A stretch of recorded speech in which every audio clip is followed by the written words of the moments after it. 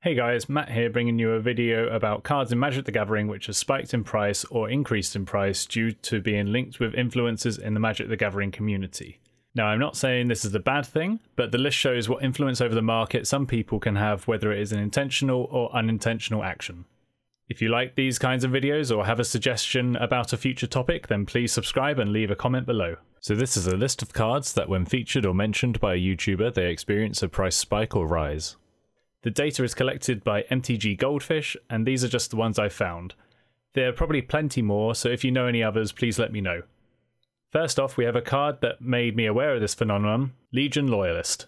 This card is a creature goblin soldier 1/1 for red, which reads, Haste, Battalion, whenever Legion Loyalist and at least 2 other creatures attack, creatures you control gain first strike and trample until end of turn, and cannot be blocked by creature tokens this turn. So a great card to go wide with goblins and overrun the opponent's board with it, as it also gives them first strike if that wasn't enough trampling damage as well. This card was featured in Saffron Olive's Much Brew series when he went 5-0 relatively easy in a modern league in Magic the Gathering Online. This caused the price of the card to spike from $5 in paper to triple the price at $15. This shows what a driving force a popular player can have on the market. Since then, the card has come down in price, but still took over a year to do so, hanging around the $4 mark. Next we have the card Shadowborn Apostles from M14, a creature human cleric 1/1 for black, which reads, a deck can have any number of cards named Shadowborn Apostle, pay black, sacrifice 6 creatures named Shadowborn Apostle, search your library for a demon card and put it into the battlefield, then shuffle your library. Now when this card was featured on Homebrew Commander episode of Game Nights on the Command Zone channel, it went from about $2 all the way tripling to $6. Now Josh Lee Kwai ran a 28 of these, which would alone cost you, at this time of recording, $100 for those cards. That is for an EDH playset of commons, which is quite a lot in my opinion. Now I think it would be nice to get a reprint of this card, but I wouldn't hold my breath as Wizards of the Coast probably have higher demand reprints on their list than this card. Now we have the card Wayfarers Bobble. Now this isn't directly linked to a particular video, but more a particular advocate for this card, Mitch from the channel Commander's Quarters. Now this card, which is an artifact for 1, reads, pay 2 and tap, sacrifice Wayfarers Bobble, search your library for a basic land card and put it into the battlefield tapped, then shuffle your library. Now this was and is still a relatively budget mana fixing card for EDH decks. It lets you search your library for the basic land card you are missing so you can get on with your game plan. However, due to this card being able to fit in every deck, Mitch has done exactly that, which in turn has increased demand and price for this card, despite it being reprinted 9 tournament legal times since its first printing all the way back in 5th Dawn 16 years ago. It has gone from a 30-cent card to now a stable $2 card with no signs of dropping back down in price, which our next card has a definite fall from grace, and that is Bazaar of Baghdad. It is an uncommon land on the reserved list printed in 1993. The original text has been errated to simply say, tap, draw 2 cards, then discard 3. Now this card was already seeing growth along with the rest of the reserved list in the year 2017, and then when Rudy from the channel Alpha Investments posted a 2-minute video in which he states he is either going to buy every card under $1,000, nothing, or has already bought them all and is showing what front running does to the market of the card.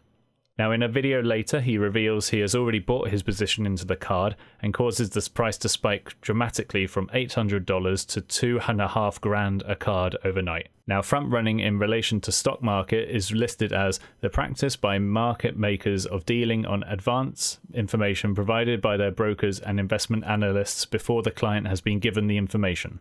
So this essentially sent the market into turmoil, with people wanting to buy all these cards up and people selling all their copies during the hype caused by this. Since then, the card hasn't gone under $1,000 despite the price decrease of vintage Magic cards as a whole. This shows a clear example where an influencer in the Magic the Gathering community purposely makes the market move in their favour, unlike the next card, Videl Kanuri. It is an artifact costing 4 mana that simply reads, you may cast non-land cards as though they had flash. Now another card originally from 5th Dawn, which unlike Wayfarers Bobble has only seen 1 reprint in Conspiracy. This card has been brought into the limelight again by Josh Lee Kwai, as he tends to put this card in quite a few of his decks he features on Game Nights.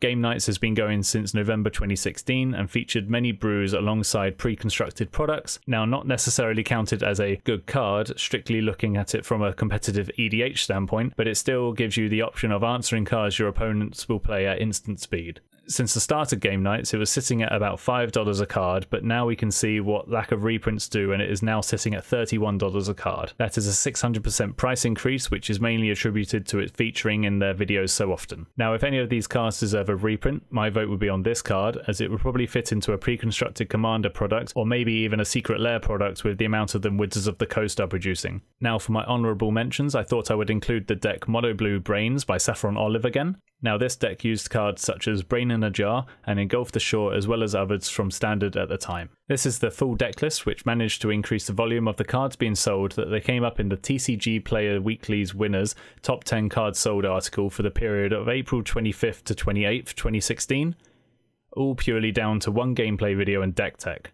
This shows that not just the price of the cards are affected, but also the volume traded as a whole, as well as seeing the whole deck affected. For my second honourable mention, it isn't down to a card or deck, but a whole format. Now, the professor from Tolarian Community College, you could say, is the driving force of why Pauper is now a sanctioned format. Now, don't get me wrong, I love Pauper. I played in the 302 strong Pauper event at GP London, January 2018, as well as owning a few decks and playing at Friday Night Magic as well, but obviously with the increase of popularity there was an increase of price. To take one card from the plethora of cards available in this format, for example, Priestess Titania, you can see the price increase from the low of $2.40 and nearly doubling to about $4.30 over the course of the start of 2018 when Pauper in paper started to get popular with events. Despite this, the format is still very cheap to get into, as well as a non-rotating, so unless due to bans, cards won't lose value dramatically, as we can see. The price of Priestess Titania has held rather well at about the $4 range. For my final card, it is another one from Saffron Olive, which is why this is mainly called the Saffron Olive effect. We have Goblin Law. It is a sorcery for 1 and a red, which simply reads,